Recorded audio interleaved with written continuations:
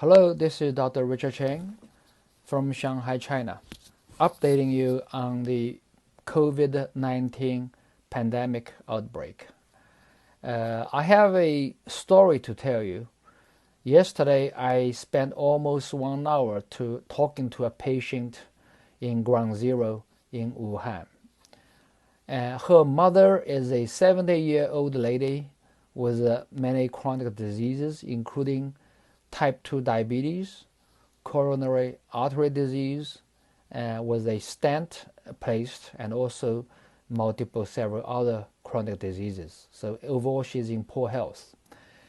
This poor lady started feeling like flu-like symptoms around January 20th, a couple of days before the Chinese New Year.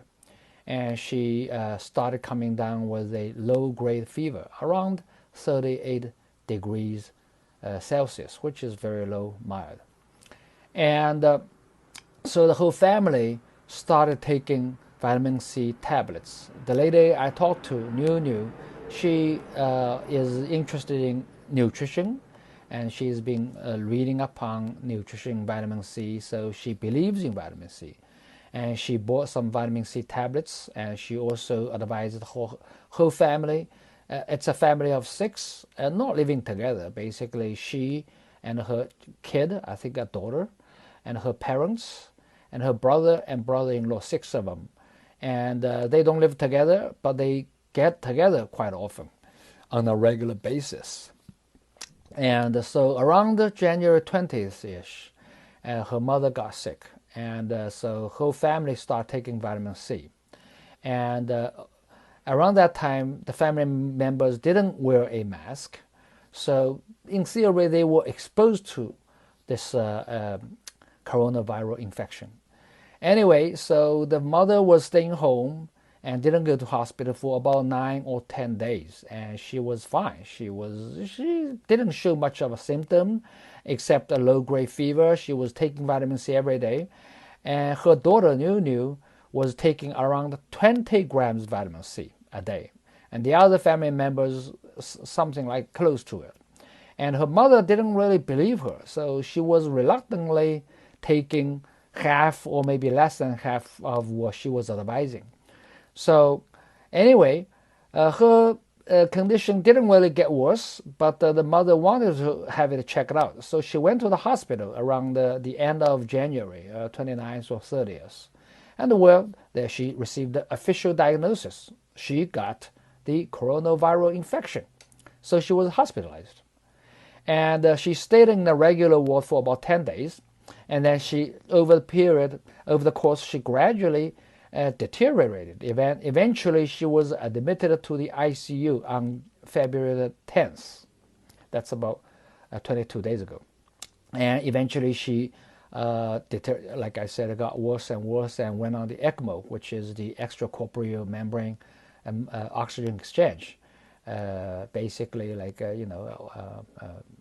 forced extracorporeal lung, right? Iron lung. And New insisted on the attending physician to start IV vitamin C, because about this time, the first official IV vitamin C trial was announced. And so she took the news report to the attending physician of the hospital, and insisted, please try this on my mother. And the attending doctor agreed, but reluctantly, And she was receiving about 10 grams a day in that neighborhood.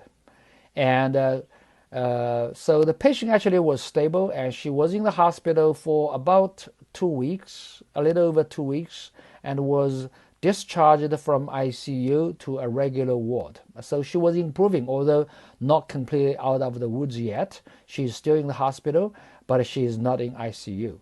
And during this period of time, particularly during the ICU period of time, she was on IVC. Remember, this is a senior lady of 71 years old with serious chronic diseases, including diabetes and heart disease. On top of that, she got a severe lung disease, and you would imagine this mortality is very high. In Wuhan, those people with this coronavirus infection, the average mortality rate, death rate is about 5% ish, and among those, I didn't see the numbers, but among those older senior people, the mortality is way higher. But she survived so far. Good luck to her, and bless her. Hopefully, she can recover fully. The family is expecting her to be discharged home pretty soon when her DNA or the nucleic acid result turned negative. Also, to the story is that 5 members of the family, none of them got infected, including the 3 caretakers, basically Niu and her brother and and a sister-in-law.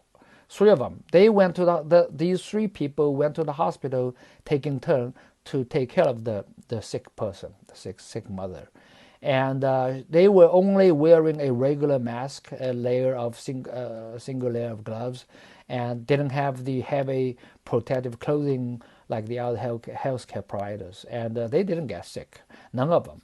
And also, the father and the younger kid, less than 10 years old, they were exposed to the condition because when the mother was sick, and nobody was, taking any preventive measure, but none of them were sick, and they all have been on vitamin C, and Nuni has been on it for 20 grams a day, and she really believed in it, and I believe, although this is only a case report, it again adds in the context of the historical records, which is mountain high, and decades of clinical cases, clinical trials research, which shows we got enough evidence to show that vitamin C is able to kill. Vitamin C can kill virus in the body. Why? Primarily through vitamin C's ability to produce hydrogen peroxide. We all know hydrogen peroxide is a powerful germ killer. It kills bacteria, it kills virus. Okay, and so when the dose is high enough, it can kill virus.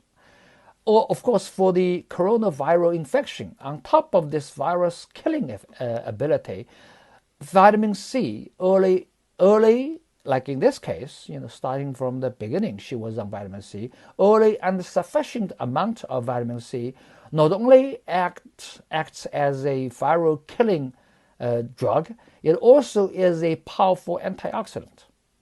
Why is that important? It's because we all know that the coronavirus infection kills people primarily through the infection or inflammation to the lungs, causing a condition called ARDS, or acute lung injury, ALI, and ARDS. ARDS simply means acute respiratory distress syndrome, unable to breathe.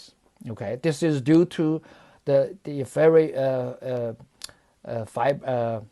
violent inflammation in the lungs, and due to increased inflammation. And vitamin C, and in addition to other antioxidants, self-defense, is able to neutralize these free radicals, these oxidants, and therefore prevent or repair, prevent further damage and repair the existing damage. And that's how vitamin C works, and on top of the other mechanisms, which we're not going to talk in detail. Therefore, from this story, I think there are 3 take-home messages. Number 1 is that this is a case report, but again, it goes in agreement with the existing evidence that vitamin C, early and sufficient dose of vitamin C, oral and intravenously, can help a patient to cope with severe viral infection. That's first message. The second is that vitamin C in this case probably helped the family members, 5 of them, from getting the viral infection. None of them, the 5, got the infection. And the third is that a clinical trial is a strong and powerful message, which makes other doctors feel emboldened. They feel more brave to try this thing because other people are doing the same. So it is all important for us to disseminate the message to other people in this critical time of in history that vitamin C is very safe. Again, NIH has official documents showing that the vitamin C at high doses, how high? 100 grams, 90 grams, basically up to 1 to 1.5 grams per kilogram of body weight. So for somebody who is 120 pounds, 150 pounds, 160 kilogram, which is what, 140 pounds. That's like Chinese size, a person, which is about 90 grams. For an American, maybe 200 pounds, that's even higher. Okay, it's very safe to use even at a dose of higher than 100 grams of vitamin C. And that's usually for the cancer treatment. But for viral infection, usually we don't have to go that far. Okay, 50 grams-ish, 60, 30, in that range, that's usually good enough, of course, individualized. So vitamin C is very safe, and it doesn't do significant side effects to you, and also it can kill virus, it can protect you from further damage, it can help you to repair the existing damage. Vitamin C actually has a lot of other benefits for chronic disease, which actually that's why I'm very interested, because I'm not a acute disease guy. I'm more interested in chronic disease management in diabetes, hyperlipidemia, the metabolic syndrome, and the coronary artery disease. As you can see, I'm getting old. I have some these graying hair on my sides. So I'm more interested in how we can manage and slow down and treat and prevent the chronic diseases. But vitamin C also has a very powerful effects in acute disease like what we have right now. Okay, and that's what I want to tell you. So basically, again, vitamin C is able to kill virus. Vitamin C can help to can help us to deal with acute respiratory syndrome like the one we have, and also a positive message like this we need to tell people and use it, because there's really not much, there's a whole lot to gain, not much to lose. All right, okay, thank you very much, until next time. Oh, by the way, before I go off, and also this message is getting across the board to a lot of people, and we know in China many doctors are going to Wuhan to help. For example, I'm in Shanghai, and a lot of the doctors are really kudos to them, and they are very brave. Okay, they are going to Wuhan to help, because these people go there working very hard. Okay, in the danger zone, in the hot zone, and well, the good news, encouraging to me, is many of them, the ones I know, they pack vitamin C in their suitcase. They pack a lot of them. Okay, you know what they pack? They pack those diapers, they pack vitamin C and these things. And recently, I know one of my the sister of one of my friends, and she is going to have very soon. So I shipped her. I helped her a little bit of what I can. I shipped her some vitamin C to her so that she can help her. That vitamin C can help her. And I'm fully confident that vitamin C is powerful, is great, and this time around, more and more people will know about vitamin C. So let's act right now. Let's not to wait until that magic vaccine and antiviral drug comes around. Okay, before that, all we have to do is the standard support care and also vitamin C. All right, go vitamin C. Yeah.